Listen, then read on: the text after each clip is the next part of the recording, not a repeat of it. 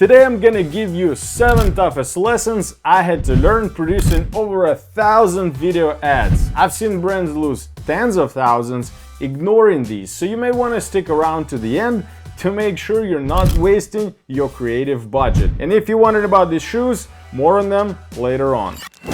By the way, my name is Vlad Alexander and I've guided over 200 D2C brands to more than $100 million in product sales using video-first marketing strategies. So lesson number 1, when a brand doesn't have a creative strategy and relegates it to a video production team or creators, the results of those ad creatives would have an 80% fail rate. Yeah, fail, you heard it right. Think of all the money you could be losing by working this way. And this often happens when a scaling D2C brand has a media buyer and a media director, and each good at what they do. However, they lack complementary skills, those that would be possessed by a creative strategist. Here's what happened. I was approached by a brand that just experienced a bit of growth from UGC ads on Meta and TikTok to be their video producer. Yes, as a production company making ads for them. No account management, no strategy. And you may be wondering,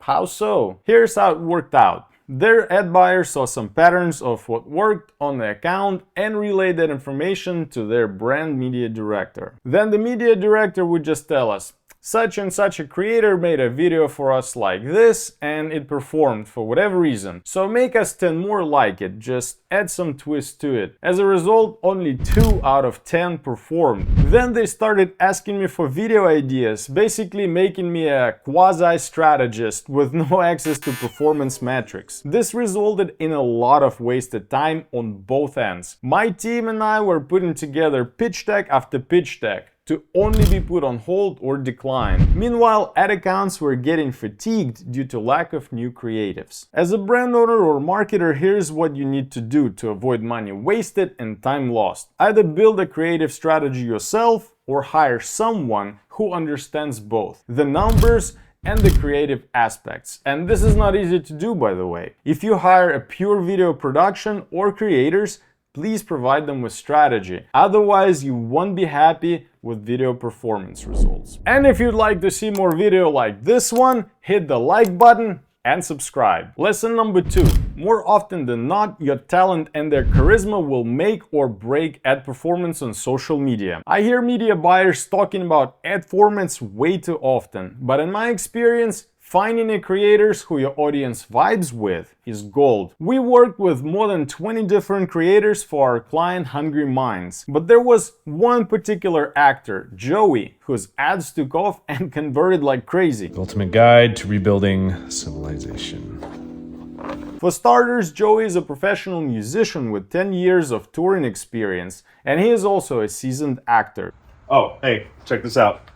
Mechanics. It's no wonder that the comment section of an ad with him was full of compliments from fans and friends, recognizing him. Teach you how to make leather? That's crazy. I've actually always wanted to learn. This is incredible. So when I heard someone saying that professional actors don't convert with UGC, I have a proof that they do. It feels important. It feels out of time almost. In fact, another brand asked us to hire someone with no experience of acting or creating, basically off the street, to look more authentic. And well, let's just say they didn't like the result. So if you wonder, why can't I just hire someone off of these platforms for like $100 for some authentic converting UGC content? Well, because to succeed, a winning ad must include the creator's charisma and brand strategy. Lesson number 3. Don't look down on polished content just because it doesn't convert like lo-fi UGC videos on social. Professionally done video content has a slightly different purpose. Let me explain. Any type of content performs best in its native environment. And so of course UGC ads have a much better conversion rate because they are native to respective social media platforms where people film videos on their phones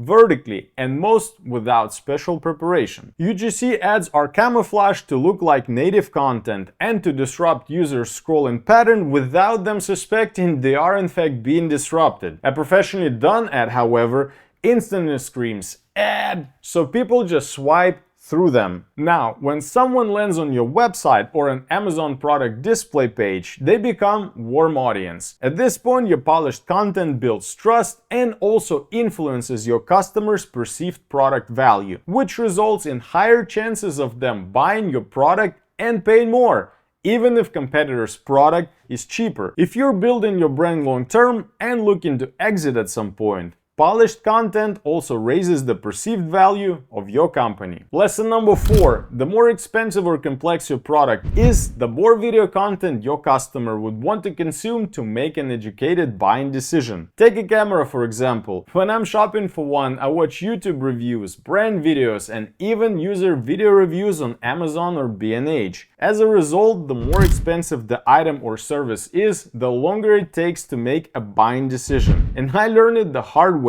and lost a lot of money in the beginning of our agency. We sent clients directly from our ads to our website, but they didn't have a chance to learn enough about the value we could deliver for them in their buying journey. So many of them abandoned the site, never to be seen again, effectively tripling our cost per lead. And it's the same with products. Your audience will see a video ad, then they get to a landing page and watch another video about your product. They may visit your social media page and watch more content, and finally go to Amazon or your website, watch another product demo, and only then buy. Customer journey as of late is very unpredictable because there are a lot of disruptions in our daily lives. However, think of your brand videos as of salespeople ready to work and sell for you 24/7. So the more of these key touch points you include in your customer's journey, the better the chances they'll commit to a high-ticket purchase. Lesson number 5. Save your production budget by maximizing the output on the day of the shoot.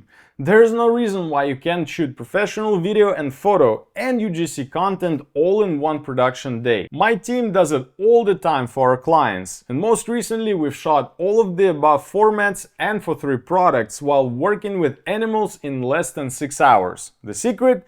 It all comes down to solid pre-production planning. We've done our marketing research of the brand and products, wrote scripts, and confirmed ad copy with our client. Then did casting and location sourcing about 2 weeks before the shoot. So during the production itself, we didn't have to spend much time making up shots. We were moving according to the plan. And a pro tip I have for you here is, in order to be efficient and pull it all off, have one person responsible for video and another one for photography. In this way, your team will capture video and photos simultaneously, so you'll get twice the output. Lesson number 6. Start with data first and don't bet on creative idea that just sounds cool. I know it's tempting to just look up what your competition is doing and do something similar, but what you need to think about first and foremost is this the type and style of message that my audience would actually enjoy and understand. Before brainstorming new ideas, go through your ad account and take inventory of what already converts well and which ads actually spend the most. If you have clear winners, then you don't need to reinvent the wheel. You can try making more ads with the same concept, or keep the ad copy and try a different format.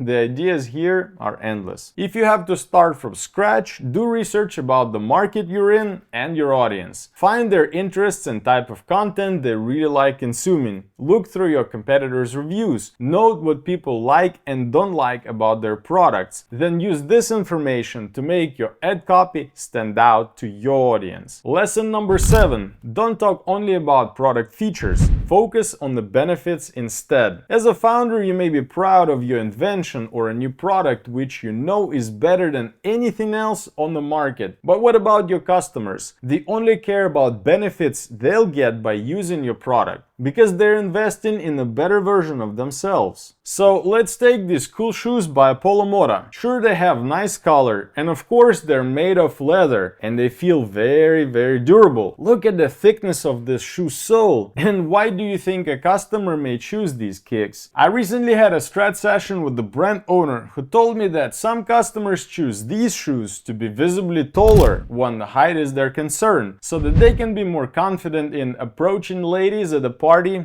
on Friday night. Or maybe this other guy is after the attention and compliments he gets from others. Remember that often your customers have another end game in mind, and your product is just a vehicle to help them get there. And an ad, of course, helps stir their imagination and let them dream of a better and more exciting future. But now you may wonder, what does it take to make an ad from start to finish? Check out a detailed walkthrough in this next video I got queued up for you.